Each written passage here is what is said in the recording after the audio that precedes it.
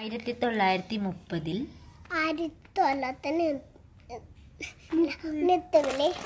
ദണ്ഡിയാത്രയും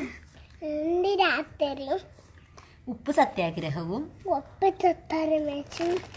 ഗാന്ധിജിയുടെ നേതൃത്വത്തിൽ നടന്നു. 1942 ക്വിറ്റ് ഇന്ത്യ സമരത്തിന് നേതൃത്വം നൽകി. ഇദ്ദേഹം സത്യത്തിലും അഹിംസയിലും ഉറച്ചു നിന്നു. 5 തവണ കേരളത്തിൽ വന്നിട്ടുണ്ട്. 1948